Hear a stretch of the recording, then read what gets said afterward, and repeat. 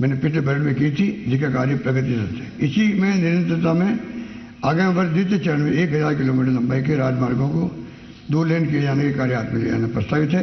इस पर लगभग 1250 करोड़ रुपये खर्च होंगे। गत 2 मानसून प्रदेश में अच्छी वर्षा ले रहे हैं। इससे जहाँ एक और अच्छी खेती हुई है, खुशहाली आई है, वहीं दूसरी ओर सड़कों का अत्यधिक नुकसान हो रहा है। साथ ही जल जीवन मिशन के अंतर्गत कई स्थानों पर संबंधित कॉन्ट्रैक्टर द्वारा पाइपलाइन बिछाने के बाद सड़कों को ठीक नहीं किया जाता है। ऐसी शिकायतें मिलती रहती है। ऐसी स्थिति बहुत बार विभिन्न अंडरग्राउंड इंफ्रास्ट्रक्चर डालते हुए देखी जाती है। भविष्य में ऐसी स्थिति नहीं आए, इस हेतु संबंधित विभाग द्वारा रोड रेस्टोरेशन का कार्य संबंधित कॉन्ट्रैक्टर के स्थान पर पीडब्ल्यू के माध्यम से कराया जाना प्रस्तावित है।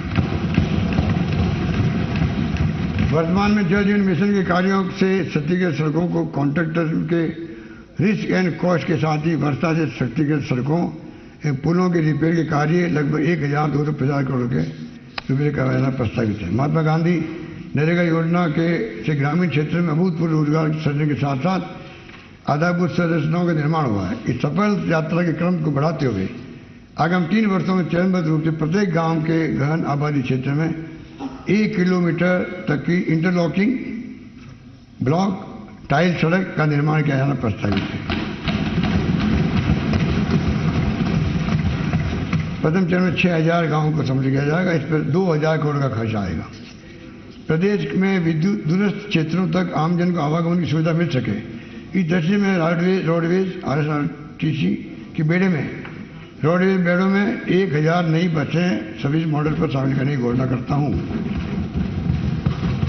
साथ ही प्राइवेट बसों के माध्यम से अधिकाधिक सुविधा मिल सके, इस हेतु 2500 नए रूट्स के परमिट दिए जाएंगे। आज शहरी क्षेत्रों में आमजन को आवागमन की सुविधा उपलब्ध कराने के साथ साथ सड़कों पर छोटे वाहनों के बढ़ते दबाव को कम करने हेतु बसों मिनी बसों के माध्यम से लोक परिवहन व्यवस्था अति आवश्यक है। इस दृष्टि से जयपुर, जोधपुर, अजमेर, कोटा सहित अन्य बड़े शहरी क्षेत्रों के लिए वर्तमान में गठित सिटी ट्रांसपोर्ट कंपनियों को मर्ज करते हुए राजस्थान सिटी ट्रांसपोर्ट कॉर्पोरेशन बनाने के साथ ही 500 नई बसें मिनी बसें सर्विस मॉडल पर ले जाने की मैं घोषणा कर रहा हूँ। साथ ही शहरों में इलेक्ट्रिक व्हीकल को बढ़ावा देने के लिए 75 करोड़ की लागत से 250 fast electrical vehicle charging station लगाए जाने प्रस्तावित है। लाहौर, जोधपुर में केंद्रीय बस स्टैंड तथा अराई, किशनगढ़, अजमेर में व घूमचक्कर चौरा, डूंगरगढ़ में, बीकानेर में रोडवेज बस स्टैंड बनाए जाएंगे। साथ ही साधुसर श्री गंगानगर बस डिपो खोला जाएगा। प्रदेश के शहरों में आमजन की सुविधा बढ़ाने, यातायात दबाव कम करने, सुनियोजित सौंदर्यीकरण एवं सीवरेज लगभग 1800 करोड़ रुपये की लागत से विभिन्न कार्य कराए जाएंगे, जिनका विवरण मैं सदन के पटल पर रख रहा हूं।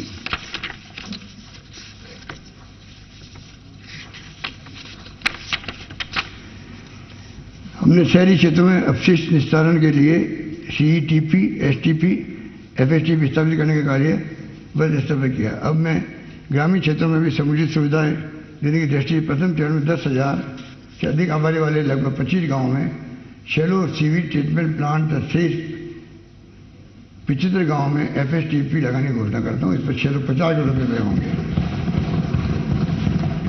हम शहरी विकास के नए आयाम तक ले जाने और शहरों को स्मार्ट बनाने के लिए निरंतर प्रयासरत हैं। वर्तमान में जयपुर शहर की प्रभावी प्लानिंग, प्रबंधन एवं प्रशासन हेतु 3D सिटी परियोजना का क्रियान्वयन किया गया। इसी क्रम में जोधपुर, उदयपुर, कोटा, अजमेर शहरों के लिए भी GIS आधारित 3D सिटी परियोजना की घोषणा करता हूँ। इस पर 300 करोड़ रुपये का व्यय होगा। डांग क्षेत्र विकास बोर्ड, मेवात क्षेत्र विकास बोर्ड, मगरा क्षेत्र विकास बोर्ड को विकास हेतु कार्य हेतु उपलब्ध कराए जाने वाली राशि को 25-25 करोड़ से बढ़ाकर 40-40 करोड़ रुपये करना प्रस्तावित है। राज्य में पेयजल, राज्य में जल उपलब्धता की विषम स्थिति एवं दूर दूर बसी आबादी के कारण परियोजनाओं की लागत, कॉस्ट ऑफ सर्विस डिलीवरी अत्यधिक है। फिर प्रदेश के लिए जल उपलब्धता के महत्व को देखते हुए हमने जल जीवन मिशन के कार्यों को तीव्र गति से इम्प्लीमेंट किया है। योजना अंतर्गत प्रत्येक घर में जल पहुंचाने की दिशा में आज दिनांक तक 32,50,000 से अधिक घरों में जल कनेक्शन दिए जा चुके हैं तथा इस वित्तीय वर्ष के अंत तक 15 लाख घरों में और दे दिए जाएंगे। इसी क्रम में आगामी वर्ष 47,50,000 घरों में जल कनेक्शन दिया जाना प्रस्तावित है। अध्यक्ष महोदय, जरा सभी को विदित है भूजल स्रोतों की तुलना में सतही स्रोत कहीं अधिक दीर्घकालीन विस्तायी होते हैं। हमारा प्रयास है कि अधिकाधिक भाग को सतही स्रोतों से जल आपूर्ति हो सके। अतः प्रदेश में 3,133 अतिरिक्त गांवों को सतही जल के माध्यम से सस्टेन वाटर सप्लाई उपलब्ध कराने की दृष्टि से मैं लगभग 11,255 करोड़ रुपए की लागत से 3 वृहद पेयजल योजना की घोषणा करता हूं, जो इस प्रकार है। चंबल नदी आधारित काली तीर परियोजना बाड़ी बछेड़ी धौलपुर बयाना भरतपुर 822 करोड़।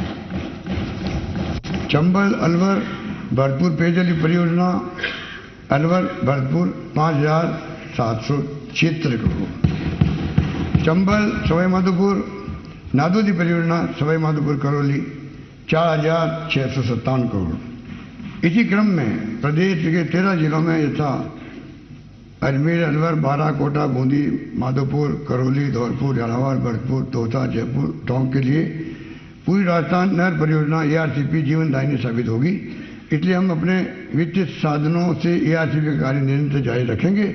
अभी तक 1,284 करोड़ रुपये व्यय कर नवनेरा बैराज इस सड़क के कार्य प्रगति पर है। आगामी वर्ष ARCP कॉरपोरेशन के माध्यम से 13,000 करोड़ रुपए के कार्य हाथ में लिया जाना प्रस्तावित है।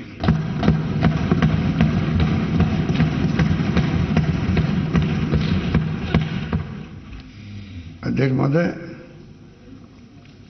इन उल्लिखित सतही जल परियोजनाओं के क्रियान्वयन के उपरांत प्रदेश में 38,668 गांवों अर्थात लगभग 90% ग्रामीण भूभाग को सतही जल स्रोत से दीर्घकालीन पेयजल आपूर्ति हो सकेगी।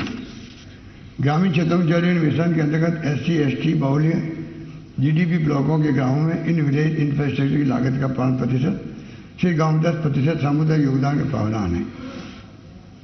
हमारे प्रदेश की ढाणियों में बसावट एवं विषम भौगोलिक परिस्थितियों को होने से योजना की लागत अधिक बढ़ जाती है, जिससे सामुदायिक योगदान की राशि का ग्रामीण परिवारों पर अत्यधिक आर्थिक भार पड़ रहा है।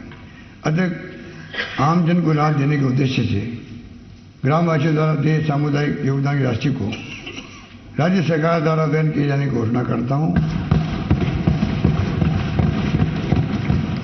इससे लगभग 1,500 करोड़ रुपए का भार आएगा।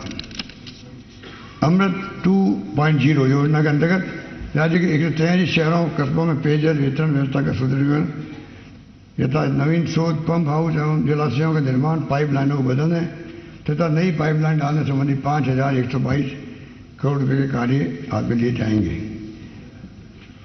इसके तहत 33 लाख से अधिक पेयजल कनेक्शन से 1,43 लाख आबादी को पर्याप्त मात्रा में उचित दबाव से पेयजल उपलब्ध कराया जाएगा। प्रदेश के विभिन्न शहरों में पेयजल उपलब्ध कराने के लिए लगभग 980 करोड़ की लागत के कार्य करवाए जाएंगे, जिसकी सूची में सत्र के पटल पर रख रहा हूँ। मैं उदयपुर शहर को अतिरिक्त पेयजल आपूर्ति सुनिश्चित करने के लिए मैं उदयपुर शहर को अतिरिक्त पेयजल आपूर्ति सुनिश्चित किए जाने हेतु देवार 3 और 4 बांधों का 1,691 करोड़ रुपए की लागत से निर्माण कराए जाने की घोषणा करता हूं। नेता प्रतिपक्ष महोदय, सुन लिया बाबू, मैं उम्मीद कर रहा था इसके लिए आप ताली बजाओगे।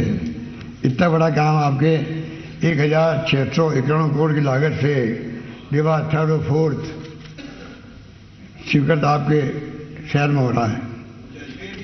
शहरी क्षेत्रों में हाई राइज बिल्डिंग की संख्या में लगातार वृद्धि हो रही है, किंतु वर्तमान में ऐसी बिल्डिंग वाटर सप्लाई के लिए भूजल पर निर्भर है तथा जन स्वास्थ्य अभियांत्रिकी विभाग द्वारा इन्हें जल उपयोग कराए जाने का प्रावधान नहीं है।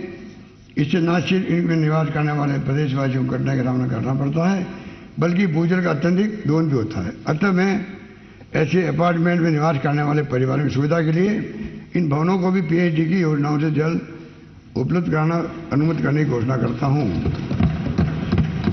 माननीय अध्यक्ष महोदय, ऊर्जा वर्तमान परिदृश्य में किसी प्रदेश को विकास के पथ पर अग्रसर होने के लिए ऊर्जा क्षेत्र में आत्मनिर्भर होना जरूरी है। मुझे सदन को ये अवगत कराते हुए खुशी है कि हमारे इस कार्यकाल की शुरुआत में सरकार की उत्पादन कंपनी विद्युत क्षमता जो 6,000 600 मेगावाट से बढ़ाकर 8,600 मेगावाट किया जा चुका है। साथ ही आज हमारा राज्य रिन्यूएबल एनर्जी के क्षेत्र में 21,000 मेगावाट